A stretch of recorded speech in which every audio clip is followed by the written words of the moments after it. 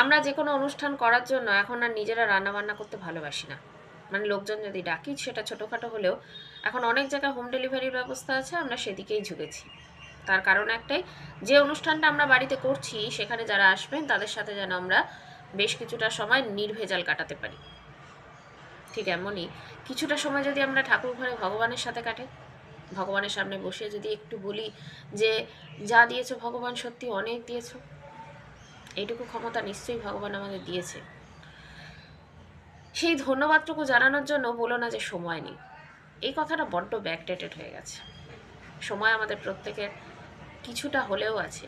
এই যে আমি ভিডিও বানাচ্ছি, এখানে যে সময়টা আমার যাচ্ছে, এই সময়টা নিশ্চয়ই আমার অন্য কোনো কাজের থেকে কম পড়বে, এটা তো স্বাভাবিক। তাহলে যে সময় নেই বলছি, সেই সময়টা নিশ্চয়ই আমি অন্য কোথাও কাজে লাগিয়ে ফেলছি, তবেই তো সময় নেই হচ্ছে। একটু ভগবানের কাছে বসো। আমাদের প্রত্যেকের বাড়িতে বিগ্রহ আছে, একটু যদি তাকিয়ে দেখো না বিগ্রহের মুখের দিকে, কি যে ভালো লাগবে, কি যে শান্তি পাবে। লাখ লাখ টাকা খরচ করেও সত্যি সে শান্তি পাবে না। ঠাকুর ঘরে বেশ কিছুক্ষণ বসো এবং ঠাকুরকে ধন্যবাদ জানাও। আমরা যদি কোনো ঝঞ্ঝাটে পড়ি তখন কিন্তু ঠাকুর ঘরে আসি, এসে ভগবানের কাছে কাঁদতে থাকি, বলতে থাকি কি করলে, কেন এমন করলে, কি আমি ভুল করলাম। কিন্তু যখন সব ঠিক চলে তখন ভগবানকে ভুলেই থাকি।